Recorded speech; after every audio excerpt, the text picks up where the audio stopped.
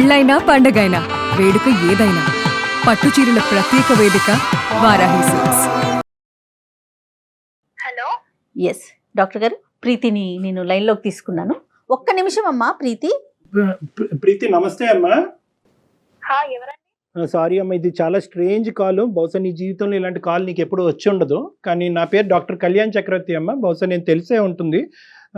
సుమన్ టీవీలో అందమైన జీవితం అనే ప్రోగ్రాంలో చేసే ఒక సీనియర్ సైకాట్రిస్ట్ నేను. సార్ మీరు తెలుసు, మీరెందుకు తెలియదు? Really shocking.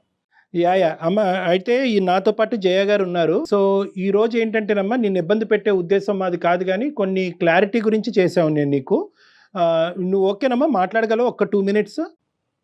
సరే సార్, మాట్లాడతాను. చెప్పండి సార్. సరే, బేసిక్లీ ఏంటంటే మాకు ఇక్కడ ఈ రోజు ఒక విచిత్రమైనటువంటిది, అట్ ద సేమ్ టైం ఒక క్లిష్టమైనటువంటి సిచ్యువేషన్ మాకు వచ్చిందమ్మా. ఇద్దరు భార్యాభర్తల మధ్యన ఒక సమస్య ఇది. ఆ అబ్బాయి పేరు భరత్. పేరు మీకు it reminds you of anybody you know, I don't know.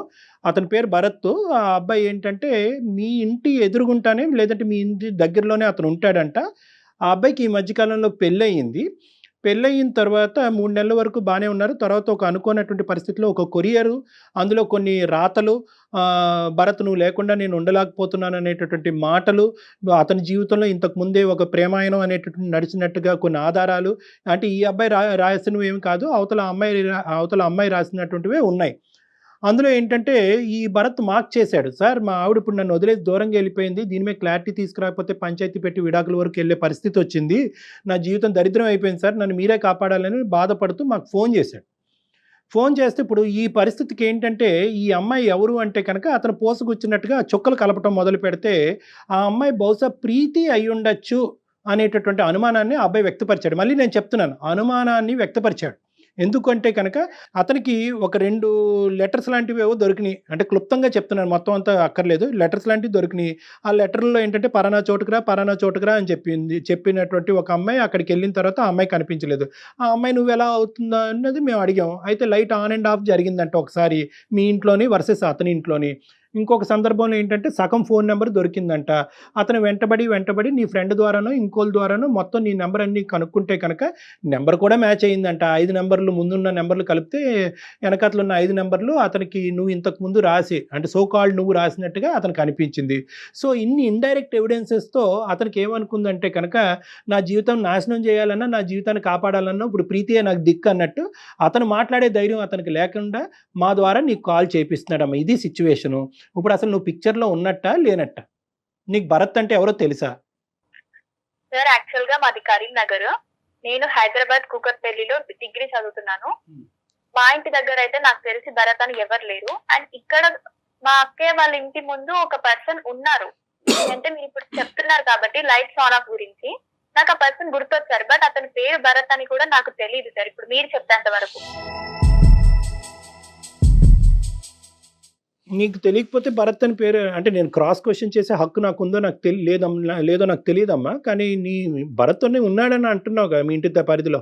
ఇక్కడ ఉండొచ్చు అంటున్నాను సార్. కరీంనగర్ లో అయితే నాకు అలా ఎవరు లేరు. మేబీ హైదరాబాద్ లో అయితే నేను డైలీ కాలేజ్ కి వెళ్తుండగా అండ్ నైట్ డిన్నర్ చేశాక పైకి వెళ్తాను.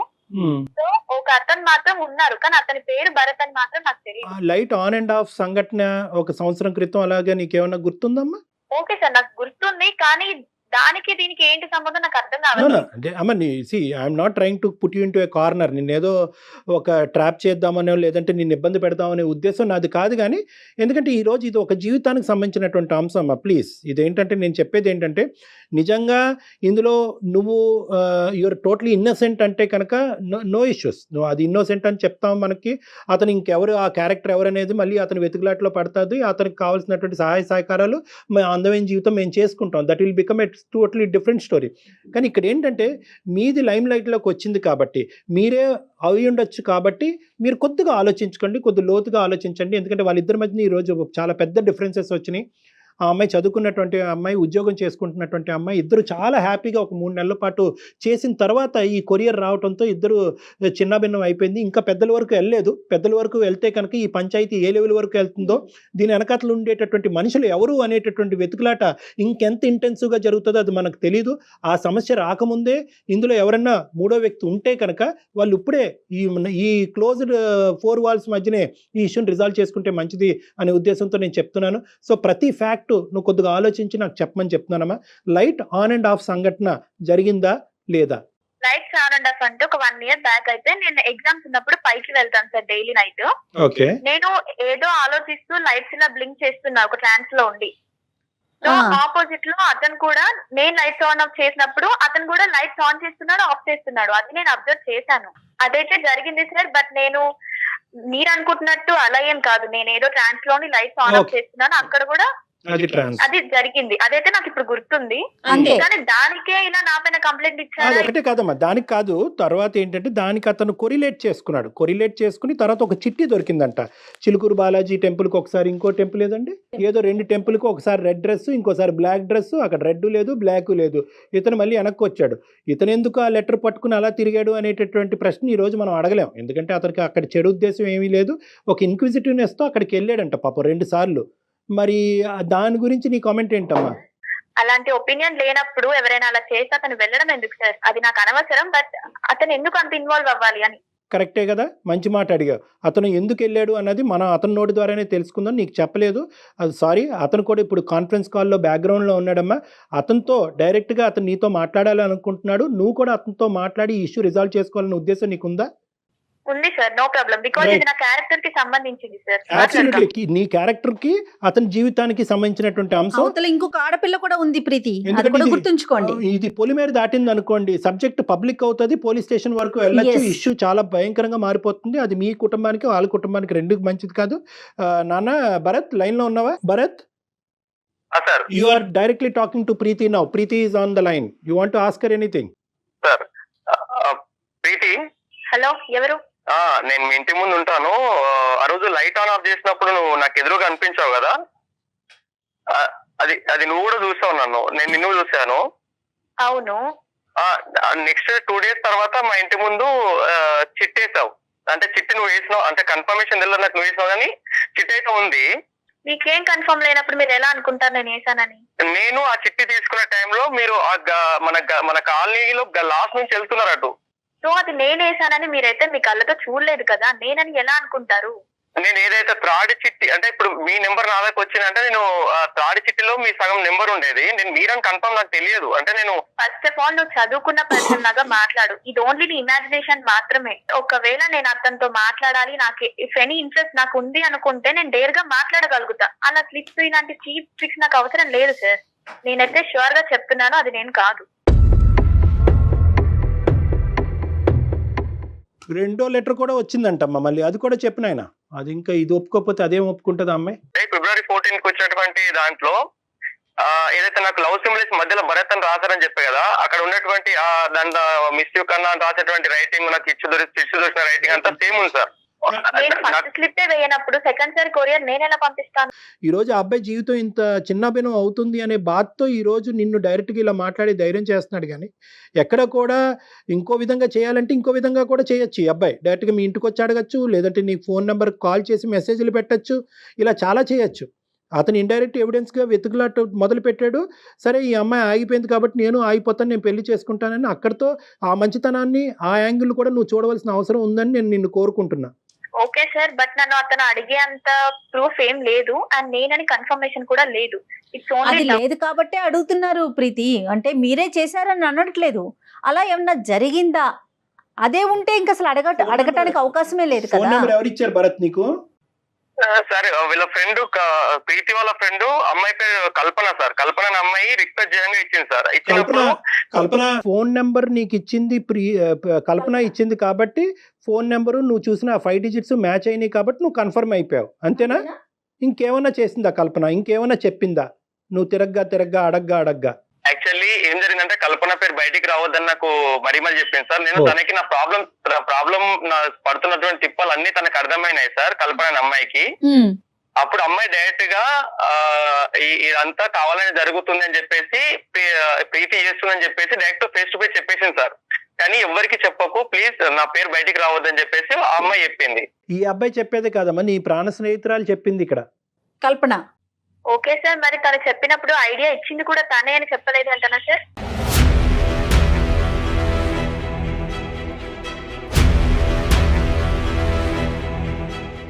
అంటే తను ఐడియా ఇస్తే మీరు ఫాలో అయిపోతారా ప్రీతి? మేడం ఇది ఇంత పెద్ద ఇష్యూ అవుతుంది అని మేము ఎక్స్పెక్ట్ చేయలేదు. ఇది మా కాలేజ్ లో ఇది కామన్ మేడం.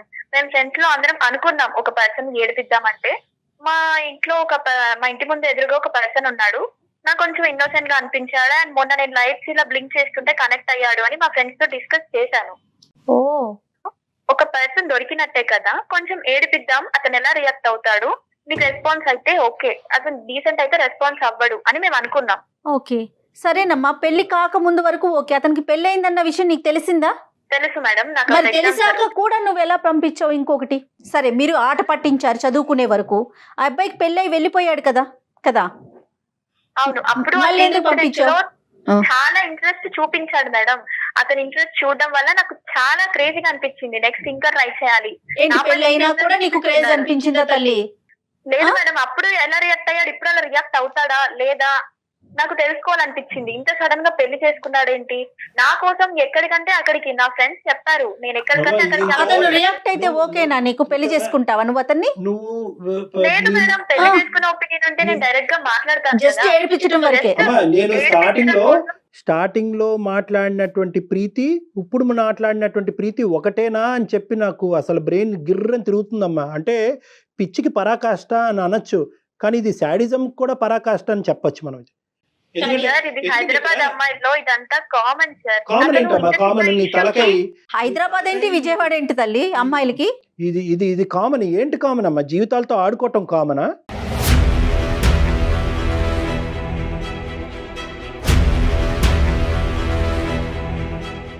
అసలు ఇంత చిన్న నా క్యారెక్టర్ నేను ప్రూవ్ చేసుకోవాలండి, నా క్యారెక్టర్ కరెక్ట్ అని చెప్పుకోవాలండి.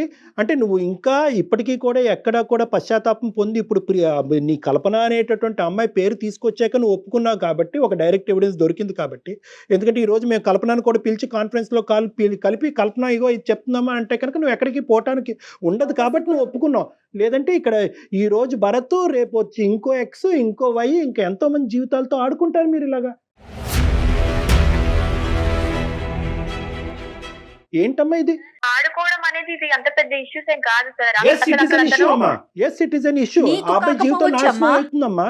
మీ అందరికి ఇది ఆట అయి ఉండొచ్చు, పాట అయి ఉండొచ్చు, ఏదో ఎంటర్టైన్మెంట్ అనుకుంటున్నామేమో. ఇది ఎంటర్టైన్మెంట్ కాదు, ఇది శాడిజం. ఇది శాడిజం.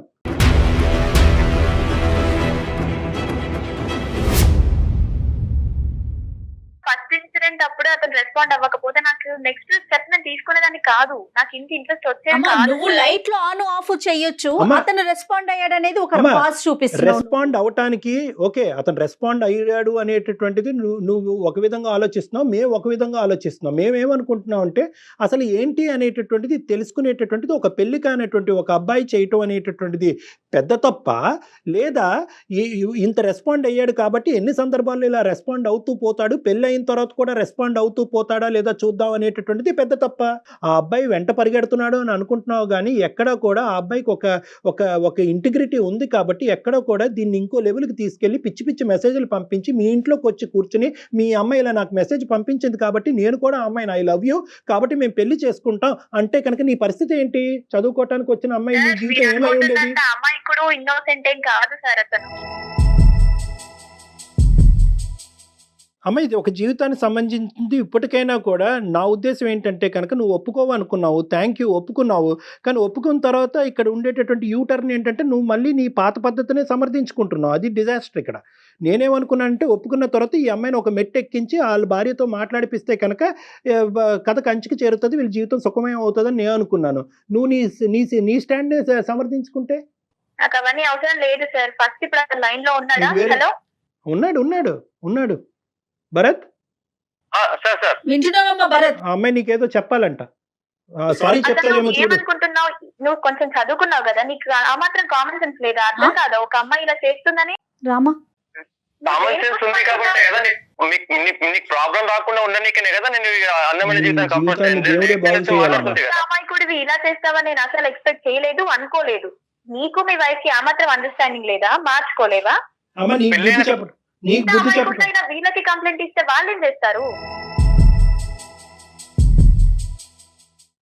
వాళ్ళు ఏం చేస్తారు అంటే నాకు ప్రాబ్లం సొల్యూషన్ కావాలి అని చెప్పేసి నేను అందమైన జీతానికి మెయిల్ పంపాను. ఫస్ట్ ఆఫ్ ఆల్ ఏంటమ్మా నీ ఉద్దేశం ఏంటమ్మా?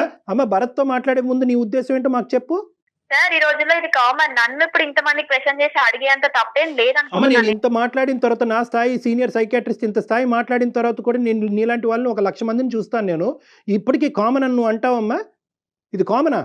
ఇప్పటికి నేను ఇలాంటివి చాలా చేశాను సార్, కానీ ఇంత అమాయకుడిని Great ఇలాంటి అమ్మా. వాళ్ళని వెరీ ఎప్పుడు గుడ్ అమ్మా, చూడలేదు. Very good. Nobel Prize ఒకసారి మీ ఇంట్లో వాళ్ళకి కూడా చెప్పి చూడు తల్లి, నేను ఇలాంటి పనులు చేస్తున్నాను, నేను హైదరాబాద్ కి వెళ్ళి నేను వెలగబెట్టే కార్యాలు ఇవే అని చెప్పి సరే, చూడు. నీతో వర్కౌట్ అవుతుంది. బ్రహ్మదేవుడు కూడా నిన్ను మార్చలేడు, కానీ నీ తలరాత ఎలా ఉంటుంది అన్నది నీకు కాబోయేటటువంటి నీ భర్త డిసైడ్ చేస్తాడు. కానీ ఫస్ట్ అతనికి ఏదో చెప్పాలనుకుంటున్నావు కదా, చెప్పు. ఏంటి చెప్తావు? అపాలజీ చెప్పమ్మా దయచేసి, పుణ్యం ఉంటుంది.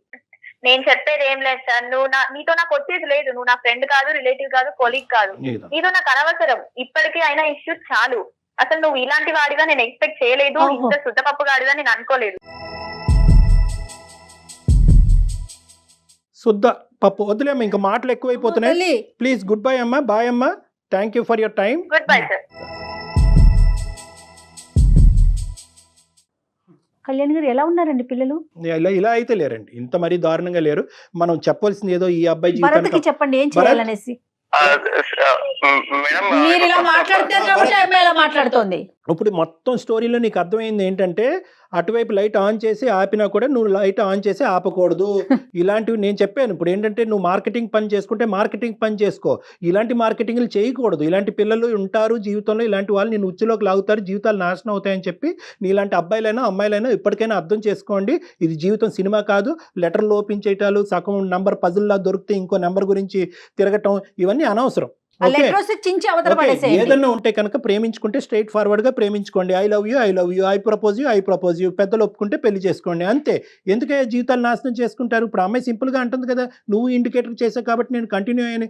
సరే, ఇప్పుడు ఆ అమ్మాయి గుడ్ బై చెప్పింది. ఆ అమ్మాయి రియలైజ్ అవటం నీ భార్యకి వచ్చి సంజాయిషి చెప్పుకునేటటువంటి పొజిషన్లో ఇప్పుడు కాదు కదా, ఇంకో జన్మలో కూడా ఆ అమ్మాయి వచ్చేటట్టు నాకైతే అనిపించట్లేదు. ఇప్పుడు నువ్వు ఉండేటటువంటిది ఒకే ఒక సొల్యూషను. ఇదంతా మేము రికార్డ్ చేసాము. ఈ ఎపిసోడ్ మీ వైఫ్ కి చూపించండి భరత్, మీరు చేయగలిగిన పని అది ఒక్కటే. ఆవిడకి చూపెట్టి, ఇదిగో తల్లి, ఒక మంచి వేదిక మీద నేను వాళ్ళ సలహా సూచన తీసుకోవటం వల్ల ఈ అమ్మాయి నన్ను ఆట పట్టించడం గురించి నన్ను జీవితంతో ఇలా ఆడుకుంటుంది, ఇదిగో ఆధారం అని చెప్పండి. కాదు కూడదు అని అదిగో అంటే కనుక డైరెక్ట్ గా నాతో మాట్లాడించండి. మాట్లాడించండి డాక్టర్ గారు. మీరిద్దరు కలిపి నా దగ్గరికి రండి, మనం కూర్చొని మాట్లాడుకో. ఓకేనా భరత్? ఓకే